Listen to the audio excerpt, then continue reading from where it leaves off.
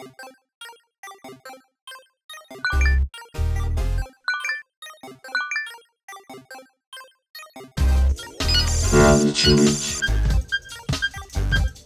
Choose your view.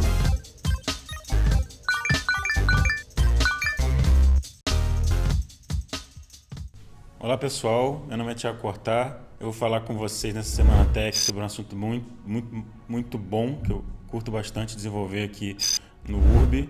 Eu vou falar de testes AB, né? A/B testing.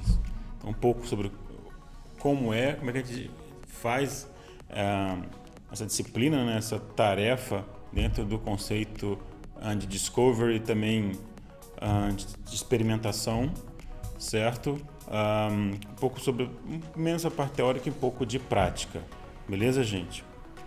Bem, talvez o primeiro ponto que eu quero abordar seria um pouco sobre como é que é o tipo de inferência, como assim um teste AB, o que ele infere.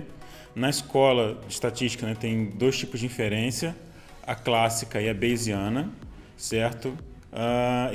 Como funciona? Na inferência bayesiana, utilizamos dados que já temos a priori para fazer as melhores previsões com relação aos novos dados que entram no teste. Então, à medida que obtemos novos dados, refinamos o nosso modelo e produzimos resultados mais precisos. E na inferência clássica, utilizamos somente as variáveis que temos no início do experimento até o final, sem dados externos e sem refinar ele ao longo do experimento. Certo? Daqui a pouco eu mostro um pouco mais de exemplos, vocês vão tornar bem mais claro no entendimento de vocês. Então, cada método tem suas vantagens e desvantagens, mas a grande maioria das pesquisas e parte estatística prefere o modelo bayesiano, certo? Porque você pode inferir dados já conhecidos na sua análise e ele sempre refina ao final de cada atualização. Então, ele vai evoluindo e vai melhorando. Um fato importante e crucial para a inferência bayesiana é a escolha a priori. Como resultado depende dessa escolha, se for a priori esses dados que ajudam, for feita uma má escolha, vai prejudicar demais o seu experimento e seu experimento vai ser errado, vai ser tempo perdido. Bem, se eu for dar um exemplo para tornar mais claro para vocês, um exemplo assim, a previsão de chuva, né? Prever se chove ou não amanhã. Na inferência clássica, iremos utilizar apenas os resultados meteorológicos, por exemplo, umidade, precipitação e neblina. Na bayesiana, a gente utiliza todas essas informações e ainda podemos acrescentar a priori, por exemplo, o resultado do ano passado, do dia anterior. Então tem mais dados que nos ajudam nessa inferência. Também exemplo 2, né? Covid, o tratamento. Na inferência bayesiana, o primeiro tratamento que pensamos foi o antiviral da SARS. Essa decisão foi uma decisão bayesiana, porque era sabido que a Covid era parecida com o SARS, né, uma variação da gripe, né, então seria um bom caminho para se percorrer nesse entendimento. Se fosse no modelo clássico, teríamos que percorrer todo o caminho do início, né, então a grosso modo desconsideramos tudo que já foi descoberto sobre essa doença. Então um pouco isso, é o modelo clássico e o modelo bayesiano nessa parte estatística. E por fim, talvez o mais clássico, celular perdido tocando em casa. Na inferência clássica, eu vou ouvir o som do celular, né, ou vou de cômodo em cômodo procurando onde ele está. Na inferência bayesiana, como é que eu posso colocar? Eu posso pensar aonde mais das outras vezes que eu achei o celular quando eu perdi. Né, escutar o som e mudar o caminho do destino. Então, geralmente, quando eu perco o celular, eu perco aonde? Então, é mais ou menos essa correlação do modelo bayesiano do estatístico, o clássico. O clássico é sair procurando aleatoriamente, né, nos cômodos, tá? E no bayesiano eu pegar e parar e pensar, putz, onde é que eu costumo deixar meu celular? Né, isso vai melhorando na minha pesquisa. Então, basicamente, eu quis trazer isso para entender um pouco mais desse modelo estatístico do clássico e o bayesiano para a aplicação de testes a Bayes. E por que eu falei tudo isso, né? Todo esse monte da parte mais acadêmica? Porque o Google Optimize, que é a ferramenta que a gente usa aqui no URB, utiliza um modelo bayesiano para a parte estatística dele de teste AB. Então ele tenta inferir o máximo de dados que ele tem para te ajudar nos testes. Então, a priori, se você entra num teste, até ele acabar, o Google vai te dar preferência por aquela variante que você está. Tá, mas variante, como assim cortar? Já vou explicar. Tipos de testes AB, assim, acho melhor para deixar todo mundo nesse entendimento. Talvez muitos de vocês já conheçam um pouco sobre essa parte. A gente tem os testes AB normais, que são você tem a variante original, que é o seu site, exemplo. Seu site, sua feature, o seu componente do jeito que ele está, sem nem mexer. E a variante de teste, pode ser uma, duas, N variantes, né, que tem algumas alterações em detrimento da variante original. E você consegue mensurar a diferença delas, né, ao final do teste. Então, no caso aqui, você está vendo na apresentação, a variante original que seria A e uma variante de teste que é a B. Então, esse é o normal de teste AB, que a gente fala bastante no mundo de produto. Tem o teste de redirecionamento. Então, como exemplo, eu tenho minha página original e eu quero testar se outra página completa performa melhor do que a minha original. Então, eu posso fazer um teste de redirecionamento, onde quando bate naquela URL, eu pego, antes mesmo de abrir, redireciono ele para uma nova página e eu testo se ele vai fazer, se ele vai andar pelo funil, se ele vai fazer o evento que eu estou mensurando. Eu consigo fazer esse teste nessas duas pontas. Também é muito utilizado aqui, bem relevante. Eu tenho o teste de multivariantes. Esse eu faço vários componentes separados e eu consigo fazer um mix. Onde, imaginem, por exemplo, aqui eu faço inúmeros componentes e eu faço um mix de cada um no meu teste. Então, por exemplo, aqui eu tenho um componente, né, uma alteração no H1 e também tem uma alteração no componente A e também saio misturando todos. Então, vocês podem ver que nesse eu tenho H1 com componente A, depois o B, o C, todos testando com H1, depois eu tenho uma combinação de H2 com A, então uma série de combinações e ele consegue testar, dentre todas essas combinações, qual performou melhor no experimento. Então, esse é mais complexo, eu não vou falar aqui, mas também é um bem relevante. Bem, a correlação dele no Google Optimize, que é o que a gente utiliza, já está na tela de abertura. Vocês podem ver que no início, lá em cima, eu boto o nome do meu experimento, certo? Coloco qual URL ele vai startar nesse experimento, que vocês podem observar. E aí vem teste AB, o normal, teste de multivariáveis, certo? Então é esse que ele vai combinar uma série de variantes, perfeito? E o teste de redirecionamento, que é o que eu posso pegar se eu quiser e redirecionar para outra página. Existem também dois tipos do próprio Optimize, que não vou abordar aqui. É a personalização, que a priori é você já jogar para 100% das pessoas do seu cluster, certo? E não é um teste, ele joga para 100%, por isso é personalização. E tem também um banner de Covid que o Google colocou para ajudar na época do Covid, para poder mandar alguma informação para os seus usuários. Então, essa é a tela perfeita do Google Optimize. Então, vocês podem ver que a gente tem uma série de testes que a gente faz ao longo do nosso dia a dia. É um número muito grande mesmo. A gente tem um contato até direto com o Google para essa troca, de tanto que a gente usa a ferramenta. Isso é bem interessante, bem legal. E agora, conhecendo um pouco mais o Google Optimize. Bem, de início, lá em cima tem o nome do meu teste. Tá? Então é interessante você botar de uma forma que identifique para todo mundo, como não é só um time aqui, qualquer um pode fazer um teste. Então é legal a gente bota lá o tipo, às vezes a plataforma, o time que está realizando o teste. No caso, eu estou fazendo um teste ali no desktop e na página de checkout do nosso produto pacote. Tá? Para tentar tornar o mais compreensível para qualquer um que vai olhar a ferramenta. E depois as variantes. Então tem a variante original, uma variante, a variante 1, 2 e 3 nesse caso. Tá? Eu não vou explicar um pouco nesse teste que eu usei como exemplo, mas esse é um que eu fiz além da variante original, eu criei outras 3 para poder fazer esse teste no checkout que a gente fez há um tempo atrás. Nesse ponto em especial, eu posso colocar, eu não identifiquei aí, mas você pode ter o peso. O peso é quanto eu quero destinar do tráfego da minha página para cada variante. Fiquem tranquilos que automaticamente quando você cria uma variante, o Google Optimize ele já distribui o peso certo para cada um. Tá? Eu posso visualizar a página E eu posso também, aqui está em visualizar ali no final, mas é porque ele já está rolando o teste, então ali estaria editar. Tá? Aí você pode abrir a página e fazer as edições que você precisar. Tanto edições já no componente da página, que você pode fazer essa parte mais manual, entrar no componente, editar alguns pontos, ele te dá isso, como também em código. Você pode editar JavaScript, CSS da página. E outras partes importantes, como vocês podem ver no início, a URL de quando vai acontecer. Então essa quando chega no nosso checkout, tá? E quando não é sucesso, então é só na página de checkout. Tá? Então você pode ver quando a URL começa com o caminho da URL do nosso checkout e não contém sucesso, porque também a parte quando efetua a compra não vou cair no teste, porque o teste era para validar incentivos na compra.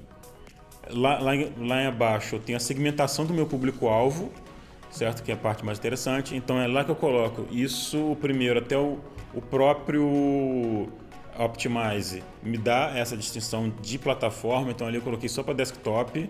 Isso é muito interessante, que você pode destinar só para desk, só para mobile site, para tablet, para todo mundo. É bem interessante. E aí vai pontos mais técnicos, que são na nossa variável de data layer, onde a gente tem lá, diz quando um dos nossos pacotes, como está no exemplo, ele tem aéreo ou não, e o tipo do produto e tudo. Então ali basicamente ele serve para eu segmentar o tipo de produto certo para o meu teste, certo? Nesse caso eu queria fazer só para pacotes, certo? Então foi nisso que eu precisei fazer, mas você pode segmentar de N maneiras, você sabendo, então tem que conversar com o seu dev para ter esse entendimento e conseguir segmentar melhor o seu teste. A parte super importante é o objetivo. O teste AB você precisa ter pelo menos um objetivo principal. No caso aqui eu testei conversão de compra, transação no Google Optimize é a conversão de venda, tá certo? De compra, ele chama de transação. Eu poderia ter N objetivos principais, eu só posso selecionar um, mas pode ser vários. Pode ser a ida para uma próxima página, né? Eu navegar pelo funil, ir andando no funil, eu chegar no checkout, eu fazer um evento, você pode colocar vários. E esse evento principal ele vai ser o crucial, né? O ponto mais importante para definir quem vence ou quem não vence. Mas eu também posso colocar eventos secundários, que vai me ajudar na minha análise, tá certo? Por fim, lá também que eu destaquei, qual a alocação do tráfego. Você pode alocar 10%, 10%, 20%, 15%, o que for para o seu teste. Se você for seguir by the book, o melhor é você destinar 10% a 20% do seu tráfego para fazer o seu teste, para não prejudicar a página que você está, sua página normal do seu produto, certo? Ali é só um exemplo, eu coloquei 100, ele já vem setado 100, mas o ideal coloca entre 10% a 20% do seu tráfego para destinar para o teste. Tem outras informações, verificações ali, mas isso eu quis colocar como os principais para você poder realizar. Tá? Aqui um exemplo que eu coloquei como outros objetivos para o meu teste. Nesse caso era a visita do objetivo principal, nesse teste específico que eu selecionei. A abertura da página de hotéis, certo? E como outros objetivos, rejeições, o bounce da minha página e também transações. Então, detalhe que os dois últimos eles colocam um peso no resultado final, mas o principal é o primeiro. Então, alguns testes eu vou querer testar a abertura de uma página, ou seja, estou navegando, então esse teste ou essa variante está me fazendo melhorar meu funil de conversão para a próxima página. Alguns eu quero testar mais venda, receita, o que for. Tá certo? Então agora já mexendo, imagina que eu dei start no teste, essa é a minha tela de análise de acompanhamento e análise de resultados, certo? Nele eu posso ver lá, como vocês colocam, em destacados, o evento que eu estou visualizando, que também é o meu objetivo principal do teste, que nesse caso é o evento nosso de visita da página de hotel. Então vocês podem ver a análise de Optimize ali no segundo ponto em destaque. Então ele tem uma parte importante. Primeiro, em toda essa tabela, vocês podem ver, primeiro, quantas sessões ainda estão nesse teste. Nesse o teste estava começando. Depois, a conversão do experimento, quantos ativaram o meu evento principal, tá? O meu objetivo principal que eu abordei, a taxa de conversão. E depois, na análise, ele me diz a probabilidade daquela variante ser a vencedora. Nesse ainda está muito inicial, ele está colocando 100%, mas então a gente ainda está começando, né? Tinha muito caminho para esse teste. E lá ele me dá o gráfico, vocês podem ver que ele tem esse desenho, tem um desvio padrão, então ele pode ir de um valor até o outro e se concentrar ali no núcleo. Tá? Vocês podem ver que então a segunda variante, a variante de teste, que é um modelo nosso do time de Data Science, estava indo muito melhor do que a variante original. Era um teste bem promissor. E de baixo também bota mais na linha do tempo, naquele gráfico, como é que está o andamento do teste. Vocês vão ver, vou mostrar alguns para vocês, para ter mais entendimento. Então, expliquei rapidamente como é o Google Optimize, certo, pessoal? Agora eu vou começar também a fazer um teste mais do zero para vocês terem um maior entendimento disso. Primeiro ponto para a gente começar, primeiro é importante saber as premissas básicas. Por que eu quero fazer um teste? Tá? Qual o propósito, qual a hipótese que eu quero atingir? Então, vamos começar daqui. Então, primeiro, nunca se apegue a um teste AB, senão correrá em um viés de confirmação. A regra básica é isso. Nunca se apega a um teste, senão você vai botar energia ali, você vai criar isso, viés de confirmação. Às vezes você vai parar o teste antes mesmo dele terminar, achando que funcionou, mas na verdade não funcionou. Tem uma série de regrinhas que você deveriam seguir by the book para a parte de experimentação. Jogar para 10 a 20% do seu tráfego. Que mais? Jogar para 10 a 20% do seu tráfego, não se apegar, fazer pequenas alterações, não parar antes do resultado final. Bem, uma série de... Não tem uma hipótese clara do seu teste. Acho que são um dos exemplos, assim, agora não estou lembrando de todos, mas seriam interessantes para o seu teste. Bem, esse exemplo aqui vou colocar para vocês de teste que a gente criou. A gente percebeu muito, aqui exemplo, como sabemos, muitas pessoas não sabem o nome completo de parentes, amigos, etc. E atualmente no checkout pedimos esses dados. Para dar contexto para todo mundo, toda vez que você reserva um quarto de hotel, você precisa colocar o nome do responsável, certo? Então, se eu estou reservando mais de um quarto, 1, 2, 3 quartos, eu preciso botar o nome do responsável em cada quarto. Nossa premissa foi, bem, eu estou fazendo uma reserva, inúmeras vezes a gente vende, buca quartos para diversas pessoas, alguém está bucando para amigos e o que for, e eles não sabem o nome completo da pessoa.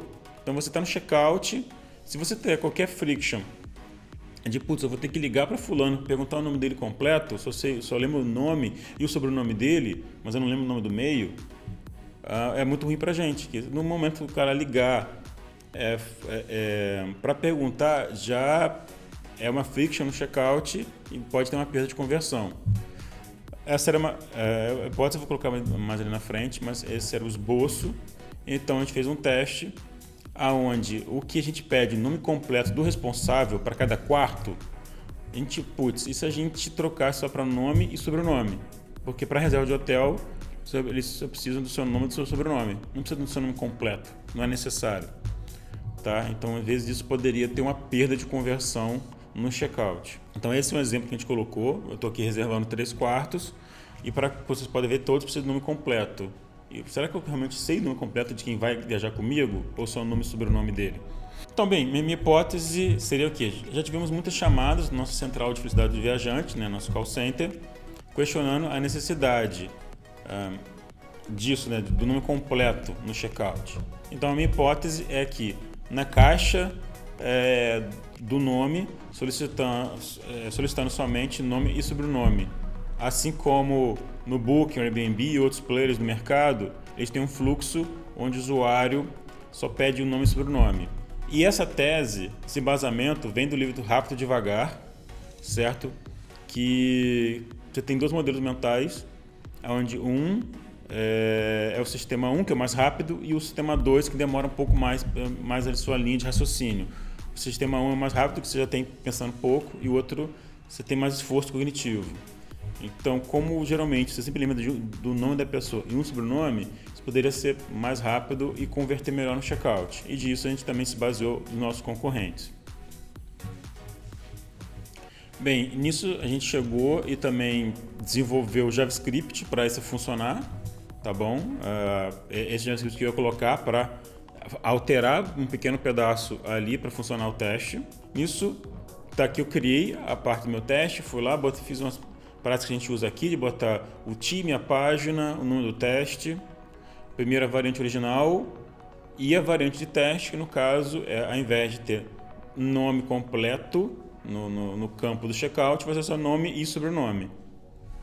Como vocês podem ver, então tem duas variantes, ele já distribui para 50% para cada um, e eu tenho lá o botão editar, que é quando eu abro a minha página na URL que eu especifiquei e vou poder fazer edição do teste. Então basicamente aqui cheguei, abri a minha página, vocês podem ver, então antes de fazer a alteração está ali, nome, acabei de aplicar o teste ali no caso, vocês podem ver que ao invés de nome completo está nome e sobrenome do responsável de cada quarto, certo? Então no caso eu pude destacar que você até tem possibilidade de fazer visualmente, né? Você não fazer nenhum script, que essa parte está em destaque em vermelho, mas eu preferi, como essa parte mais dinâmica, preferi fazer via JavaScript, via código, que é muito mais robusto para a gente, torna o teste também mais mitigado a algum tipo de erro. Então, como exemplo, eu fui lá em cima, usei para colocar JavaScript e botei aquele código que eu mostrei no slide anterior nessa parte. Fui lá, coloquei esse código que já tinha preparado e fiz essa parte. De resto, eu coloquei para sempre começar a partir da URL do checkout, tá? Sempre a URL não tendo a parte de success ali, só no checkout da página normal, pré-venda, e também o meu tipo de produto só hotéis. Tá? Nisso eu identifico só para o meu produto hotel, segmento meu teste só para o meu produto hotel. Como eu já estava no checkout, eu defini que o melhor ponto seria assim, o meu objetivo principal é a transação, é a venda. Eu estou ali de cara para o gol, então o meu objetivo principal seria a venda, não coloquei nenhum outro. Beleza, então nessa parte aqui eu vou falar sobre os resultados do teste que a gente fez de Local Context com o Google. Bem, primeiro dar um pouco de contexto, o que é o Google Local Context. Ele é uma ferramenta nova do Google, né, uma feature, onde ele te dá dados de contexto sobre onde você está no mapa. Ou seja, no nosso caso, nós temos hotéis e a gente precisa ter mais pontos de conteúdo sobre o que tem no entorno desse hotel. Tá? Então, eu tenho aqui nesse hotel, eu tenho restaurantes, bares, eventos, o que tem? Então o Google tem essa funcionalidade que ele chama de Local Context e me dá dados do que eu tenho no entorno de onde eu pino uma propriedade, certo? Então ele traz esses dados que vocês podem ver na tela e o nosso intuito era saber se isso era relevante ou não para o nosso viajante, para o nosso usuário, perfeito? Então, se eu fosse colocar para vocês, o objetivo do teste foi assim, a variante original. Eu fiz um pouquinho diferente nesse, notem bem para não confundir ali na frente. O Local Context, a gente primeiro jogou ele no site, certo? E depois a gente foi fazer a mensuração de quanto é o retorno dele para a gente, tá bom? Então, a variante original era tendo Local Context. Então, a variante original era com ele. E a variante de teste era não tendo ele. Qual seria sem tê-lo? Tá bom? Então vocês podem ver um exemplo como é que vai ficar ele, com a funcionalidade e outros sem. Vocês podem ver até. Só um detalhe que eu não coloquei, aí quando você clica em cada foto, traz o estabelecimento que ele tem, reviews do Google, é bem interessante, bem bacana, do que uma variante sem nada, só o mapa para o usuário navegar sobre o mapa, sem nenhum contexto georreferenciado. Bem, vamos lá, esse exemplo aqui não tinha terminado ainda, ele não tinha colocado um vencedor, mas até porque eu escolhi, é até interessante notar que a minha hipótese foi que com essa funcionalidade do Google eu conseguiria, até dando mais exemplo, quando ela aparecia, cortar. Bem, imagina que eu fazia a busca para um hotel, selecionava o hotel XPTO, caía na página e ao clicar no mapa daquele hotel, ele abriu o Local Context. certo? Então ele poderia ver daquele hotel que eu selecionei, que estava na página dele, Hotel Flores, por exemplo, Hotel XPTO, abria e no mapa, ao clicar no mapa, eu via, além do PIN do hotel, tudo que tem no entorno dele. Então a gente deu start no teste e eu selecionei, talvez, é importante vocês também sempre definirem, né, a importância do objetivo principal, que eu coloquei como hipótese, eu achei que ele abriria mais páginas do checkout, ou seja, eu iria andar mais um ponto do funil, eu sairia da página do hotel para a página do checkout. Só que aconteceu mais diferente, eu tive mais vendas e receita, o colocou conta que eu já digo a seguir. Então, enfim, o objetivo principal foi ir para o checkout e vocês podem ver que o ganho não foi muito grande, mas foi bacana.